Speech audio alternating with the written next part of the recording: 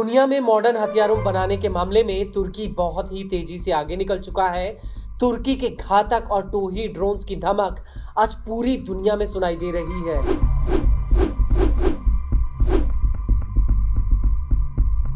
हाल ही में तुर्की ने ऐलान किया था कि उसने दुनिया का पहला एंटी ड्रोन लेजर टैंक बना लिया है, जो हवा में ही कामिकेज ड्रोन्स को जलाकर राख कर सकता है। इसके अलावा तुर्की का डिफेंस एक्सपोर्ट पिछले एक साल में 65% तक बढ़ चुका है। इसके अलावा साल 2024 में उसका डिफेंस एक्सपोर्ट साल दर साल 7.1 अरब डॉलर तक पहुंच चुका है।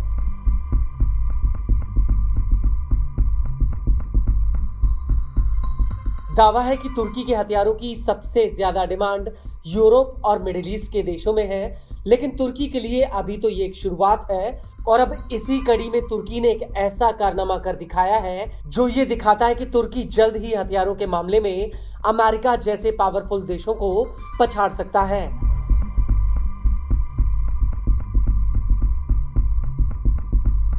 तुर्की ने 17वें इंटरनेशनल डिफेंस इंडस्ट्री फेयर यानी IDEF में एक ऐसे बम को पेश किया है जिसे देखकर अमेरिका इजराइल सन्न रह गए हैं। दरअसल तुर्की का कहना है कि उसने एक 970 किलोग्राम का नॉन न्यूक्लियर बम बना लिया है जिसका नाम गाजप रखा गया है। ये बम तुर्की की हथियार बनाने की टेक्नोलॉजी में अभी तक की सबसे बड़ी उपलब्धि मानी जा रही है। तुर्की के मुताबिक ये बम बेहद ही विध्वंसक है। ये एक विखंडन बम है जो पारंपरिक हथियारों की विनाशकारी ताकत को नई परिभाषा देता है।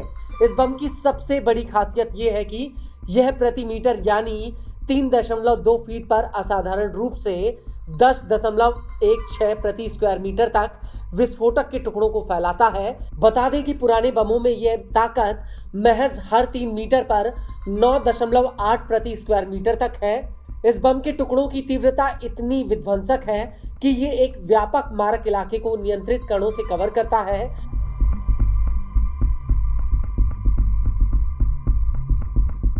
इस बम की रिसर्च टीम को लीड करने वाले नीलूफर कुजुलू का कहना है कि पारंपरिक बमों के बजाय इस बम में 10,000 से ज्यादा विखंडन विस्फोटक कण लगे हैं। बम के डेटोनेट होने के बाद ये विस्फोटक के टुकड़े करीब 1 किलोमीटर के दायरे में फैल जाते हैं और इसकी यही खासियत इसे MK सीरीज के सामान्य बमों के मुकाबले 3 गुना ज्यादा विध्वंसक बनाती है। तुर्की का कहना है कि इस बम ने अपने ट्रायल में बेहद ही दमदार नतीजे दिए हैं। इसकी टेस्टिंग के दौरान रिकॉर्ड किया गया वीडियो ये दिखाता है कि हकीकत में ये बम कितना विध्वंसक है। टेस्टिंग के दौरान इस बम को बम्बर से गिराया गया। गिरते ही ये बम डेटोनेट होता है और धमाके के साथ करीब 160 मीटर चारों तरफ फैल जाता है, जिसमें जबरदस्त धुआं उठता है।